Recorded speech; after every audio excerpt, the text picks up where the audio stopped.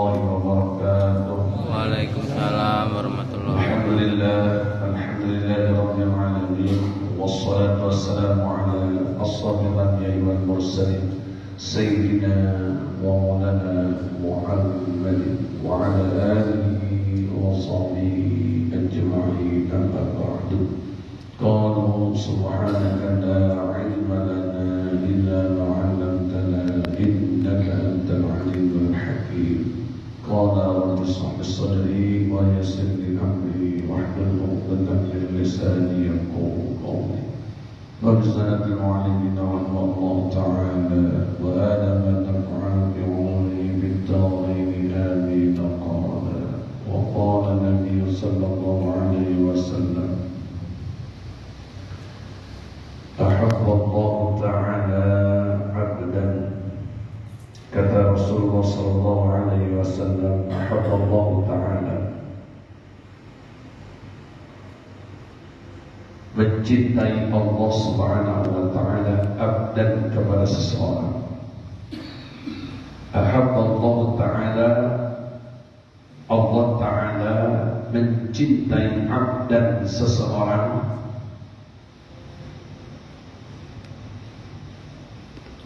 sam'an idza ba'a, yang berlaku baik bila ia berdagang, bila ia menjual barang ataupun sesuatu. Bahwa kata Rasulullah, Allah sangat mencintai seseorang yang berlaku baik bila ia menjual.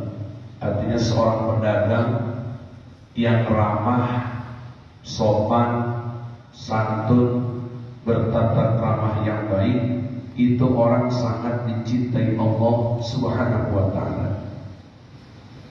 Baik orang itu mau beli ataupun tidak beli, dia tetap harus berlaku baik sebagai bentuk tata krama, sopan santun, akhlak, adab, sebagai jiwa penjual, sebagai jiwa pedagang.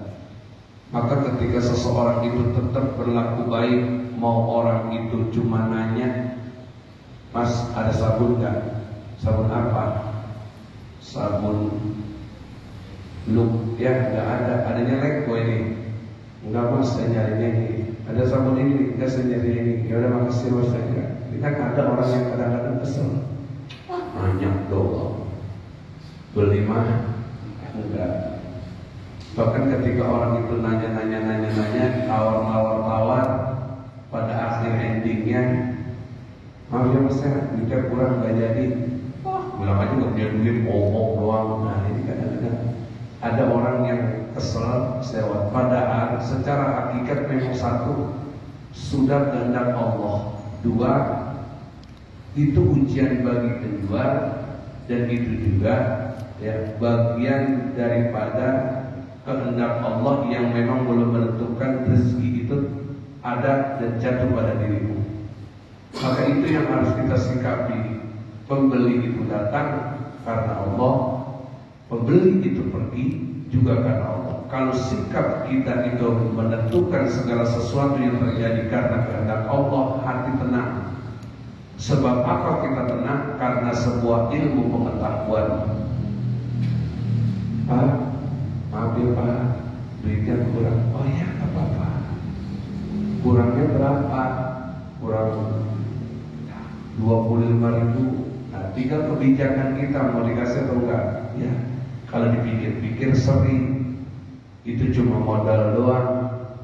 Ya ibu, atau iya bapak, gak apa-apa. Ya maaf ya Pak, ya.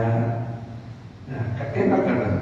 Siapa tahu nanti dengan sikap akhlak baik kita, dengan sikap tata krama dan sopan santun kita, Allah hadirkan rezeki wa yarzuqhu min haitsu la yahtasib, dari arah yang tidak disangka-sangka. Dari mana jalannya? Karena sikap kita yang selalu bertakwa kepada Allah, menghargai, menghormati orang lain, sekalipun orang itu tidak jadi membeli barang kita. Tapi ada hal yang saya harus ingatkan. bahwa kita tidak boleh ya, dan hukumnya haram memutuskan transaksi orang sekalipun kita punya duit. Contoh, seseorang ini sedang tawar menawar yang belum putus nih. Pak, ini tanah berapa? Bayar dah, semeter 1 juta. Enggak kurang Pak. Ya kalau memang situ mau, ya bayar. Enggak bisa nih 400. Kayaknya belum bisa deh. 900 Pak saya bayar. Belum bisa Pak, maaf. 9,5 dan di tawaran terakhir saya cuma minta gocap dah dikurangin. Terpayah saya pikir-pikir dulu. Nah, ini masih ada tanya jawab. 9,5 penawaran belum terjawab karena ada hal yang harus dipikirkan. Ingat, kita sekalipun punya duit nggak boleh ada pembeli nih yang berani langsung 1 juta, yang menjual barang yang sedang ditawar-menawar yang belum ada keputusan akhir, lalu dia jual itu barang haram tuh, sekalipun itu barang dia. Putuskan dulu transaksi yang kemarin terjadi, Pak. Setelah saya pikir-pikir, ya istri saya, keluarga besar saya belum bisa menjual di harga 950. Mohon maaf ya Pak. Oh, jadi tetap nih 1 juta. Iya. Oh yaudah Pak, kalau gitu saya mundur Pak, karena belum cukup uangnya. Ayo putuskan dulu. Selesai kan transaksi? Selesai. Barulah kita masuk. Maka jadilah penjual yang berakhlak, bertata krama yang baik terhadap siapapun. Nanti kalau sikap kita baik, budi pekerti kita bagus dalam menjual, maka insya Allah dihadirkan rezeki dari arah yang tidak disangka-sangka. Dan yang tidak boleh lagi, ini baju berapa? 2,5, 200 dah. Tiba-tiba kita senang dengan baju itu, langsung kita putus. Udah jangan banyak dan lama-lama. Udah saya bayar nih 2,5. Ini haram hukumnya, memutuskan transaksi orang. Benar kita punya uang, benar kita punya kemampuan untuk membayar 250.000. Tapi kalau barang itu sedang ada transaksinya, tidak boleh kita memutuskan transaksi orang lain. Maka baik pembeli, baik menjual haruslah bersikap bijak, arif, sopan, santun, berakhlak dan beradab. Maka siapa ya selaku penjual yang bersikap baik, maka Allah amat sangat mencintai orang tersebut. Karena kata Rasulullah, ahabballahu ta'ala abdan, Allah Ta'ala sangat mencintai seseorang sam'an idza ba'a, yang berlaku baik bila ia menjual, wa sam'an idza ishtara, dan Allah juga mencintai seseorang yang berlaku baik bila ia membeli. Jual barang segitu mahal betul, cepet. Ya Allah, orang buka harga 300-500, kita main tantem aja cepet. Ini kita juga nggak punya adab.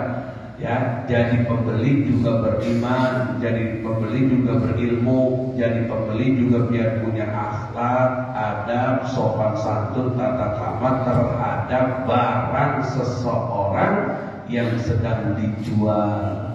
Jangan sepele dagangan orang. Kalau emang nggak mau beli, jangan ngentengin barang orang, dagangan orang. Kalau memang kita tidak mau membelinya, ini beli enggak, nawar mulu, tiba-tiba melecehkan. Kalau gocap gue bayar. Ya orang harga 300, tiba-tiba dia langsung kalau gocap gue bayar. Siapa juga orang kecewa dan sakit hati. Hati-hati. Nah ini termasuk perbuatan zalim. Ingat, doanya orang terzalimi amat sangat mustajabah. Ya. Suatu saat lu atau anak lu menjadi pedagang, Allah akan berikan balasan dari apa yang pernah lu lakuin ke gua. Itu bisa jadi tuh kalau dia berdoanya begitu tuh. Oh, bisa jadi. Tapi kalau dia arif, bijaksana, enggak apa. Makasih, udah ada penawaran sekalipun 50.000. Kalau dia tetap memuliakan ya pembeli, maka orang itu akan dimuliakan Allah dan pembelinya kelak akan dihinakan Allah Subhanahu wa taala. Kenapa? Karena sikapnya yang arogan, frontal dan suka melecehkan dagangan orang. Menjual atau membeli, jadilah penjual dan pembeli yang arif, yang bijaksana, yang punya adab, punya tata krama, sopan santun, gak asal jeplakin harga orang. Jika saya yakin di sini banyak pedagang dan saya yakin para punya usaha, menjualah dengan arif, menjualah dengan bijak, yang paling terpenting menjualah dengan akhlak. Karena dengan akhlak nanti di dalamnya ada sebuah kejujuran. Orang yang jujur berarti adalah orang yang berakhlak dalam sebuah perdagangannya. Dan kalaupun kita tidak menjadi pedagang, tetapi kita menjadi pembeli, jadilah pembeli yang arif, bijaksana dalam menawar barang orang. Dan jangan pernah Bapak menempatkan pembeli itu sebagai raja. Kan gua pembeli, gua raja. Jangan. Jadi nanti kalau kita mengatakan pembeli itu raja, jadi nanti punya penyakit angkuh, sombong, takabur. Dan kita yang menempatkan diri pembeli itu raja, kita juga salah. Tapi ya letakkan bahwa pembeli itu adalah saudaraku.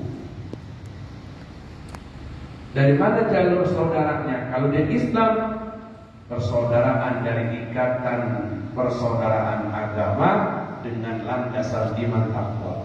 Kalau dia bukan orang Islam, ya non Muslim, maka ada ikatan persaudaraan di antara manusia. Karena kita min nafsi wahidah, dari diri yang satu yaitu Nabi Adam alaihi salam. Saling menghargai dengan rasa kecintaan kita terhadap saudara kita, maka kedua-duanya akan mendapatkan cintanya dari Allah Subhanahu wa taala. Wa sam'an idza qada, yang ketiga kata Rasulullah sallallahu alaihi wasallam, dan berlaku baiklah bila ia mempunyai utang. Kata Rasulullah, ahabballahu ta'ala, Allah ta'ala sangat mencintai abdan kepada seseorang, wasam'an idza qada, yang berlaku baik bila ia ya mempunyai utang. Ya. Jadi kita harus berlaku baik jika kita ingin apa? Jika kita ingin membayar utang, berlaku baiklah kata Nabi bila ia membayar utang. Jadi yang ketiga kata Nabi, berlaku baiklah kamu ya kepada siapa? Kepada orang yang mampu meminjamkan kita lalu kita ingin membayarnya. Maka kata Nabi, berlaku baiklah bila ia membayar utang. Jadi kita udah dipinjemin, kalau ditagih, jangan kesel.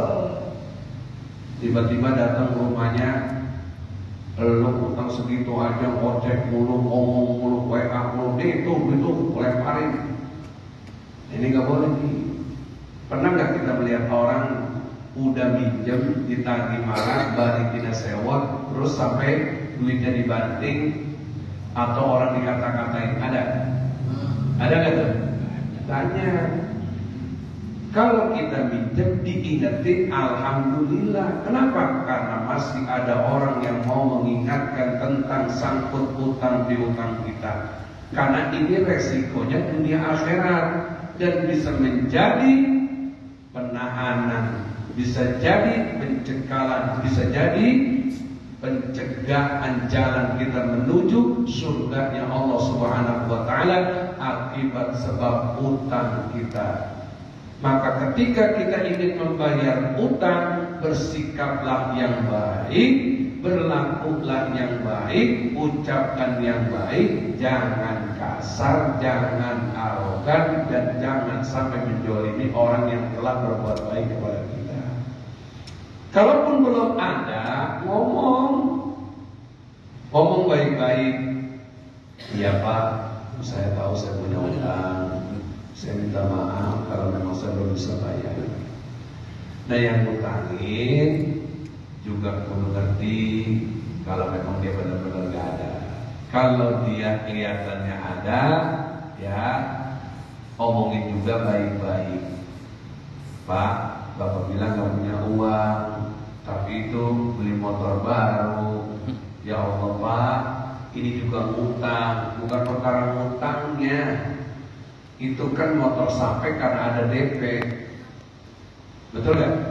Karena udah masuk DP, motor itu jadinya turun. Nah, kenapa DP itu tidak bisa Bapak gunakan untuk hal yang lebih penting daripada motor itu? Ntar kalau Bapak beli motor, tiba-tiba Bapak nggak ada umur, utang motornya belum lunas, utang apa saya belum dibayar, akhirnya pulang memberatkan diri Bapak sendiri dengan membawa segudang utang. Buru-buru kalau ada kasihin, buru-buru kalau ada kasihin, kalau belum ada ya jelasin baik-baik. Jangan sampai kita berlaku kasar dalam membayar utang. Ahabballahu ta'ala wa sam'an idza qada.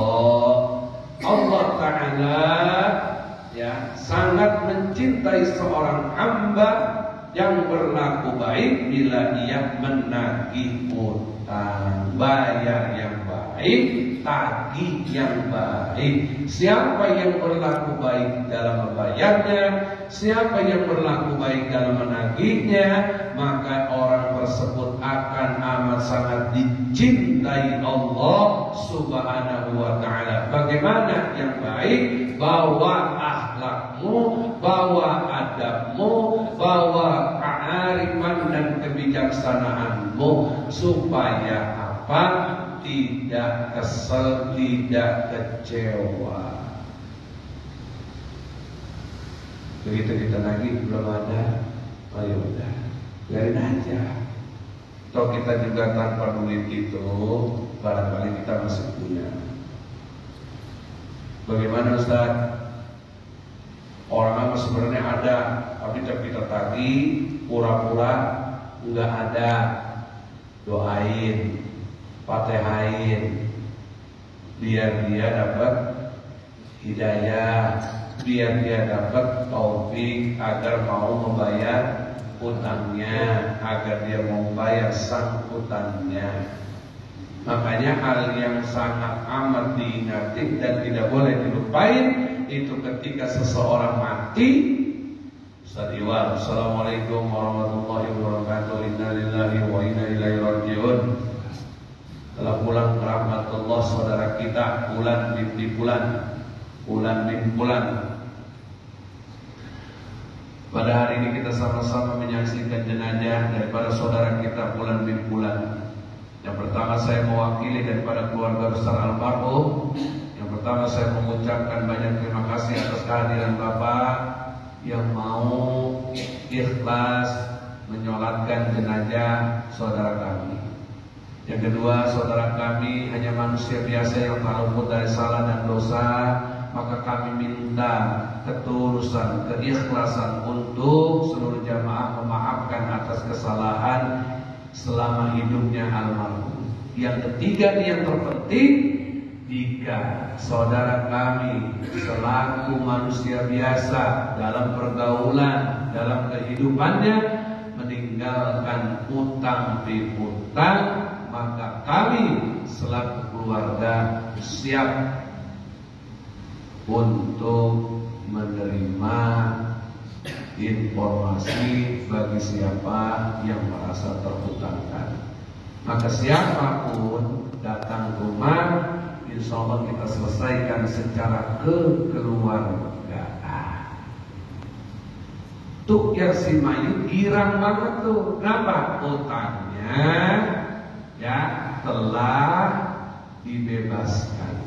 Tuh almarhum girang banget ya. Kenapa? Karena utang piutangnya telah ditangguhkan oleh Ustaz Iwal bersama keluarga besarnya.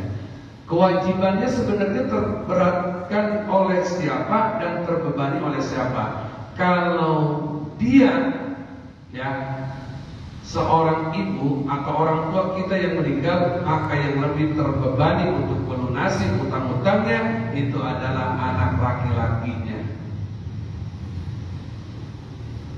Kenapa?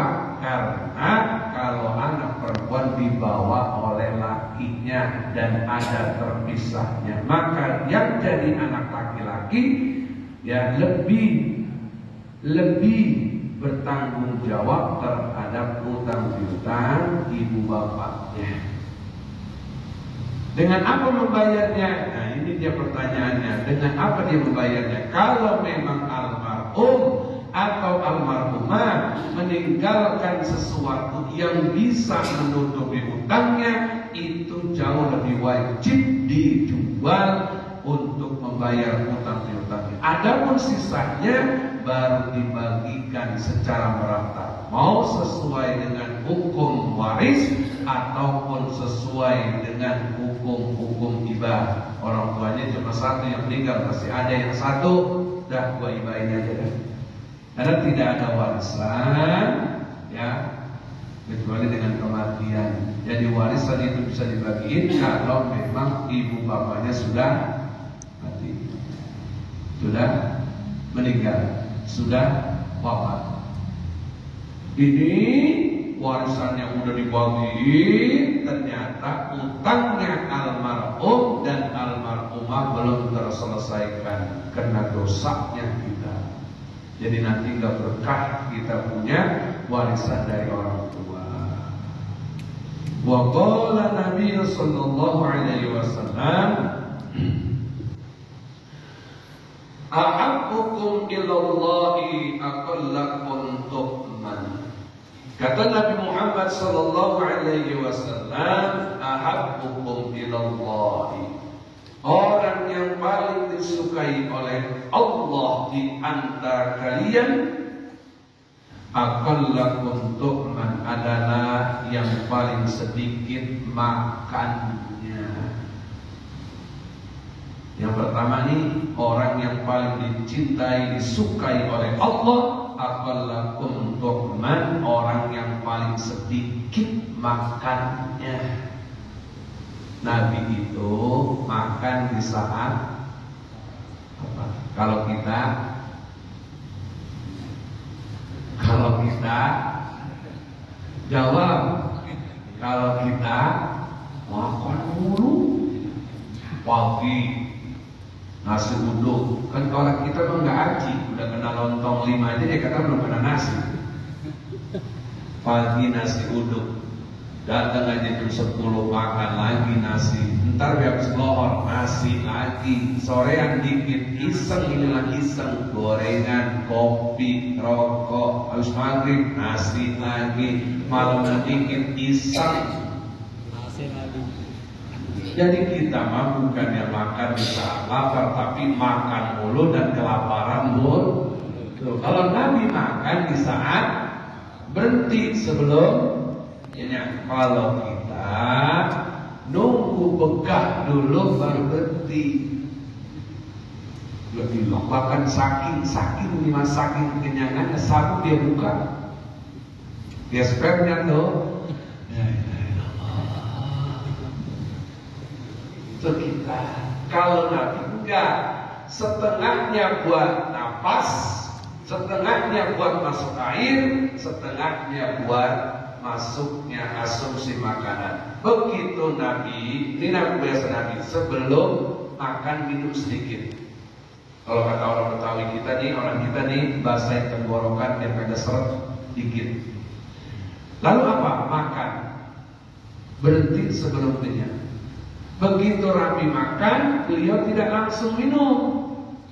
Kalau dalam ilmu kedokteran nunggu 25 sampai 30 menit. Sudah 25-30 menit baru minum. Makanya sering banyak mengundang penyakit karena kita makan sambil ini. Yang benar itu makan dulu, barulah nanti baru minum. Yang lucunya lagi, makan buah, ya makan dulu nasi sepiring baru buah. Bahasanya apa? Cuci mulut. Dalam kitab Muhtarul Arifin yang benar itu buah dulu barulah nasi lauk pauk. Dalam kitab Muhtarul Arifin yang bagus itu buah toh. Kalau kamu mau minum buah toh. Ini kita kan pengen keren. Buah campur hilang kasihan. Minum jus, buah aja. Jus apa misalnya? Jus apa tuh mengkudu. Biar enak, ditambahin gula, ditambahin susu. Ya tetap aja nggak enak. Ya kan? Jus apel, biar kelihatannya oke ditambahin susu, diaduk. Ini bukan malah jadi sehat, justru mengundang banyaknya penyakit. Jadi yang benar itu buah dulu baru makan. Makan dulu, ya baru minum yang benar. Makanya Nabi badannya sehat, makannya di saat lapar, berhentinya sebelum kenyang, makannya buah dulu, baru makan nasi. Beliau makan nasi dulu, baru minum. Bahkan ada garam yang dicorekin. Itu buat menambah kesehatan. Kalau kita garamnya ditaruh di sayur. Nabi itu makannya sayur adem, biar ada rasa, dicorekin di lidahnya enggak. Kalau kita garamnya dicampurin ke, udah begitu ya enggak, nasi blok, jengkol, tahu, tempe, ayam, kerupuk, terong, nih sambal terasi. Ngelihat itu juga serem itu, ini manusia apa biawak makan kayak sebegitunya. Ya kan, diangkat piringnya, apa yang lebih parah? Berapa makan? Berapa jari kita makan? Nabi 3, kita berapa? Mending 10. Kurang, ditaruh piringnya kerupuk atau bakwan. Ini berapa? 5-5-nya tuh. La ilaha, turun semuanya. Kita mah 5-5-nya, bahkan 10 turun semuanya. Kan kita pengen jadikan Nabi tuntunan hidup kita. Coba belajar hidup kayak Nabi. Sehat gak? Sehat gak? Insya Allah sehat karena ngikutin ya suri tauladan yang memang Allah hadirkan. Baik dalam urusan makan, baik dalam urusan berdagang, baik dalam urusan menjual belian, baik dalam urusan kehidupan, ada semuanya dalam diri baginda Nabi besar Muhammad sallallahu alaihi wasallam. Jadi ahabbukum ilallahi, ya, orang yang paling disukai oleh Allah di antara kalian adalah aqallakum tu'man, adalah orang yang paling sedikit makannya. Karena kalau orang banyak makan, Nabi khawatir nanti apa? 1, kibar batni, perut gendut. Hal yang paling ditakuti Nabi yang terjadi pada umatnya, kibarul batni, perut gendut, wadawa minaumi, jadi tukang tidur karena kekenyangan makan. Lo ngantuk aku, semangat itu. Apa kata orang? Jadi gula tuh, bener gak? Gula tuh, sebenarnya bukan faktor gula aja, ya memang kesalahannya sudah dari proses makannya udah salah. Karena apa? Yang dikejar kenyang. Ya Allah lapar banget, makan sedikit hilang gak lapar? Kan tujuan kita ngilangin lapar, bukan ngenyangin perut.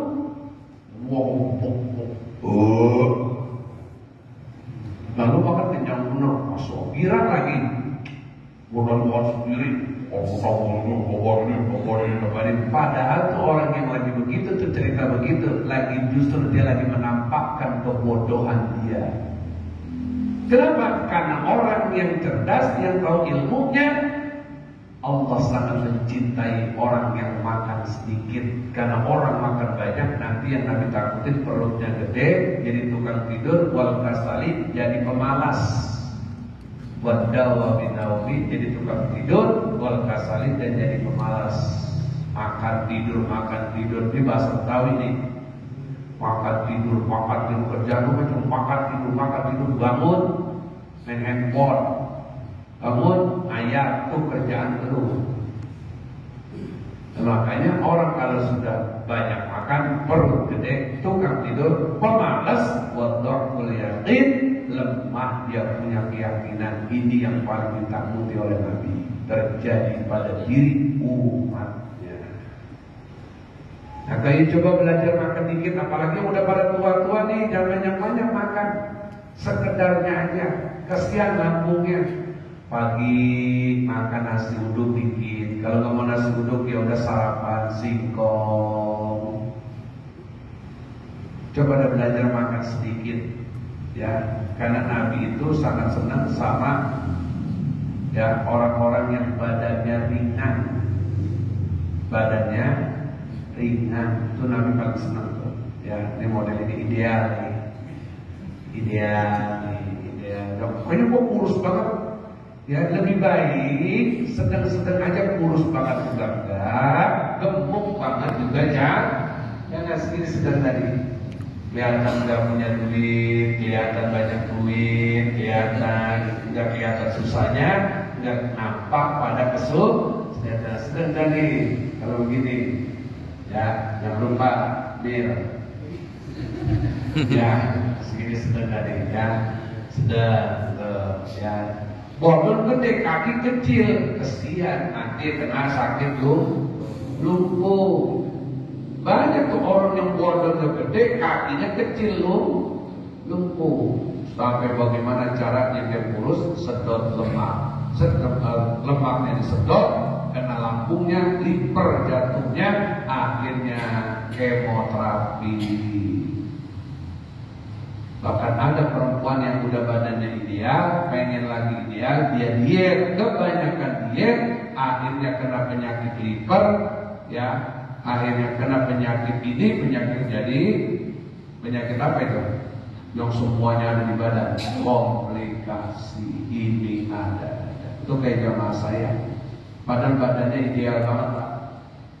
Tapi karena memacu, hidup dia kelihatan keren, badan kelihatan seksi, terus dijot dengan apa? Diet. Ternyata justru dari dietnya banyak mengundang penyakitnya. Apa dasarnya? Karena kekufurannya. Itu paling awal. Karena kufur, karena Allah kasih yang bagus, jadi pengen nyari yang lebih bagus. Apa yang dikejar? Pujian-pujian dari mata pandang manusia. Ya udah segitu dicakap tuh. Ya kayak Kokaryo pas begitu, usia tua, badannya segitu pas. Jangan gemuk, orang ribet bawahnya. Segitu mah pas gitu.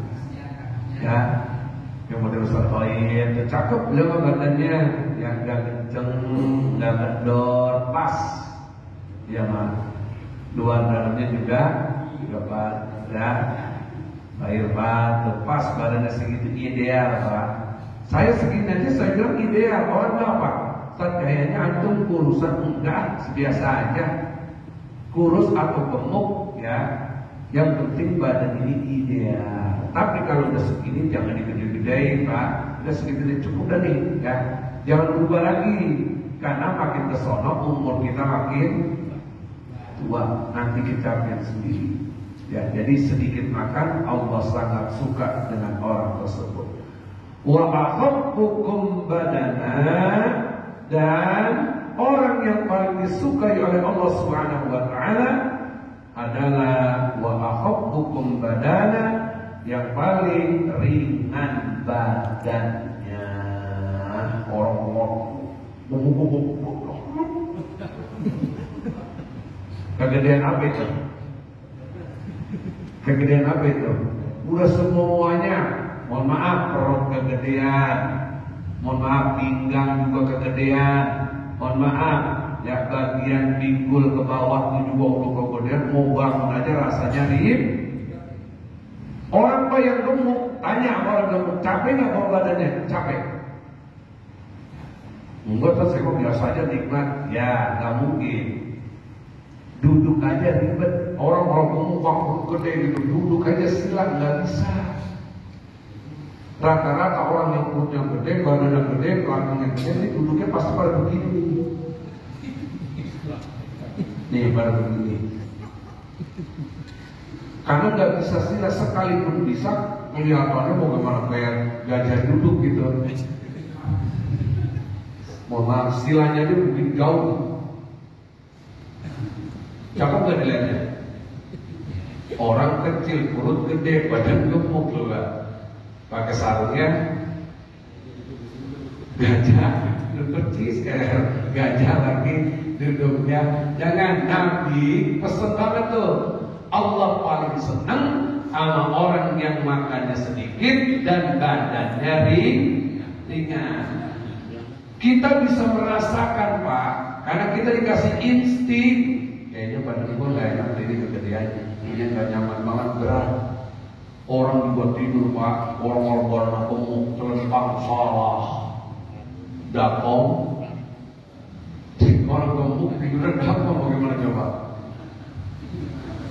Dan jangan dibayangin aja, miring salah, udah serba salah. Makanya nih, yang udah pada ringan badannya, ya terus dijaga. Karena Allah sangat mencintai orang yang badannya ringan.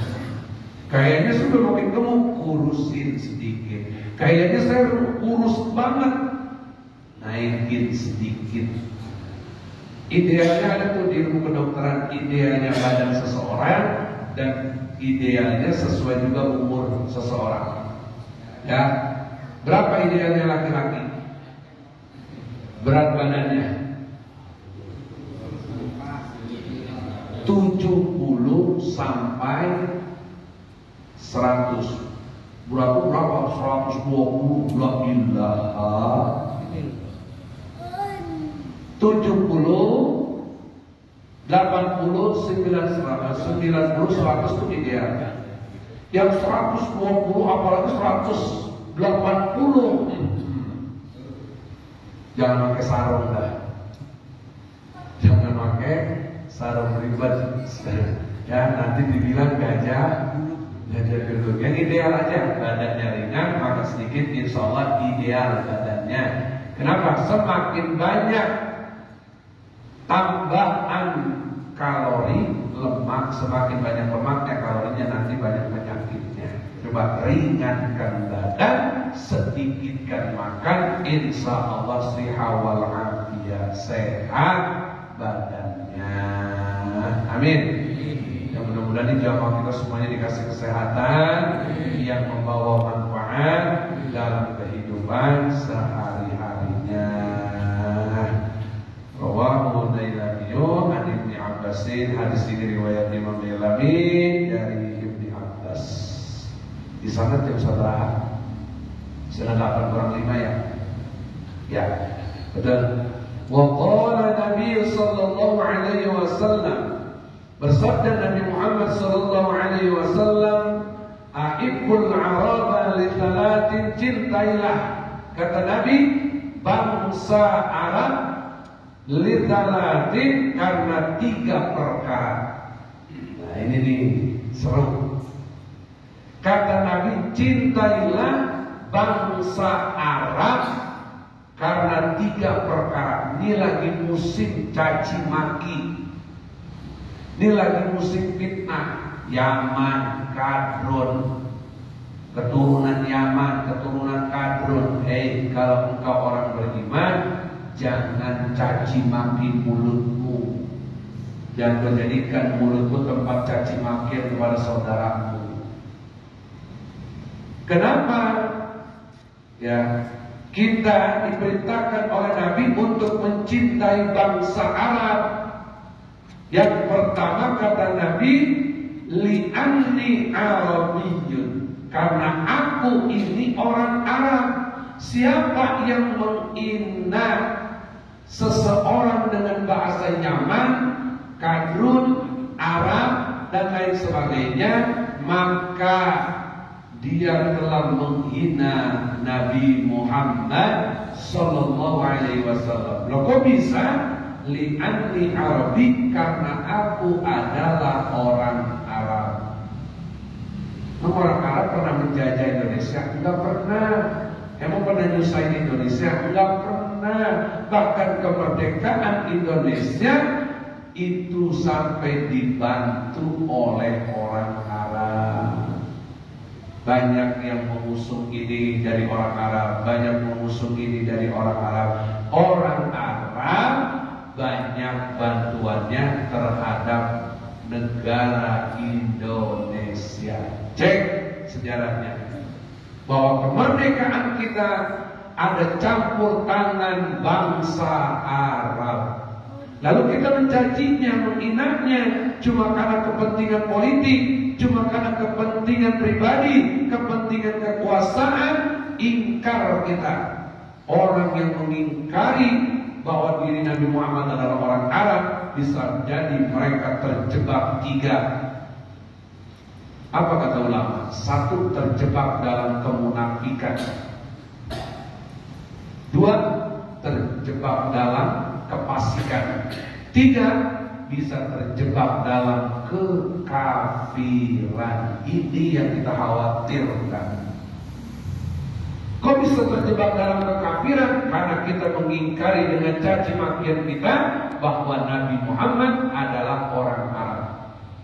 Hati-hati. Makanya kata Nabi, cintailah bangsa Arab karena 3. Yang pertama, li'anni Arabiyyun, karena aku ini, kata Nabi, adalah orang Arab. Bukan mentang-mentang paslon nomor 1 ini itu dicaci, dimaki, dihina. Ya Allah Pak, tetap aja biar kata presiden 3 yang jadi mas 1. Iya enggak? Yang jadi mas 1. Sekarang lagi digugat, diaduin apa itu? Tentang masalah nama Amin lah, orang nama Amin dilaporin. Hati-hati kalau bapak punya saudara yang namanya Amin, dilaporin. Cari-cari kesalahan terus, jangan.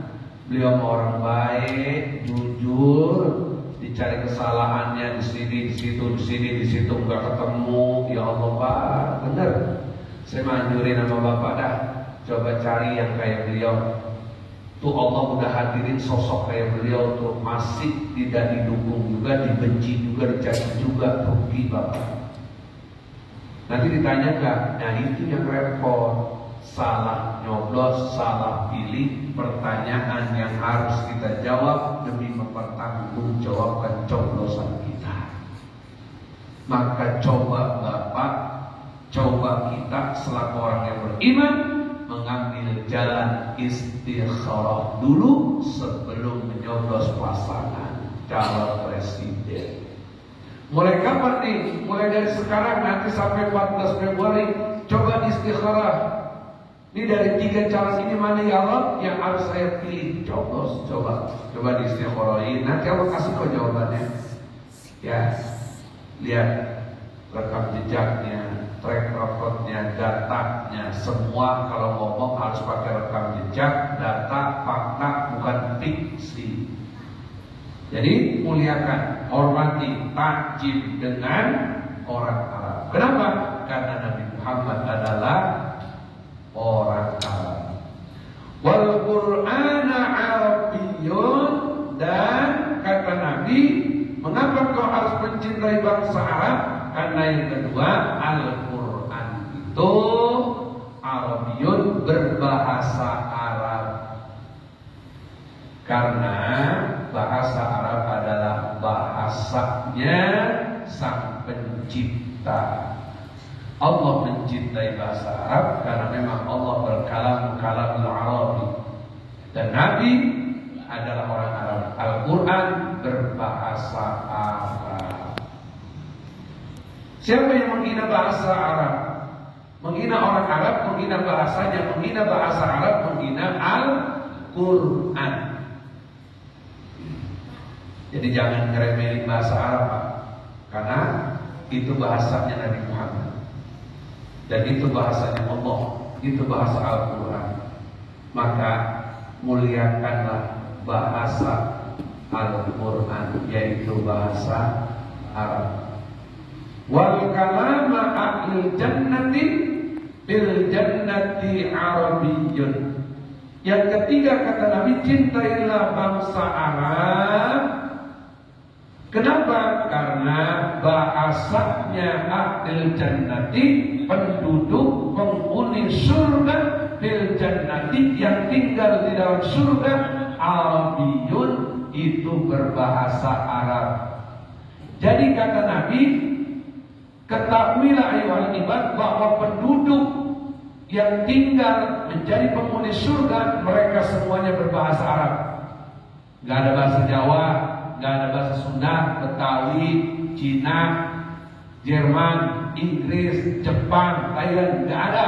Semua yang berada di dalam surga nanti bikalamil Arabi, semuanya berbahasa Arab. Ini kata Nabi. Apa kata Nabi? Wa kalama ahlil jannati fil jannati Arabi, dan bahwasanya penduduk surga yang tinggal di dalam surga adalah berbahasa Arab. Maka orang yang benci bahasa Arab benci bahasa Quran. Orang yang benci bahasa Quran berarti telah membenci Allah. Orang yang benci orang Arab berarti benci Nabi Muhammad. Dan orang yang benci bahasa Arab dengan orang Arab, maka dia tidak akan menjadi penduduk surga. Lantaran apa? Kebenciannya. Rawahu Tabarani wa ghairuhu. Hadis ini riwayat Imam Tabarani dan yang lainnya. Wallahu a'lam bishawab. Ayo coba dari sekarang, pulang dari sini, istikharah, cintai orang Arab, cintai bahasa Arab. Insyaallah nanti Bapak jadi penghuni surga yang insyaallah bisa berbahasa Arab. Amin ya rabbal alamin. Barakat Nabi. Al-Fatihah.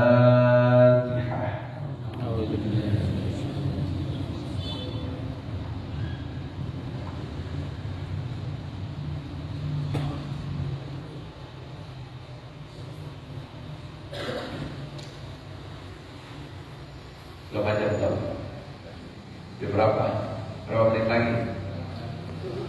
Alhamdulillah wa abaqatil umuri wa salatullah dawama wa salamu tamama ala man yaji imama wa li anbiya khitama wa ala al-nabil kirami wa sahbika an-nujumi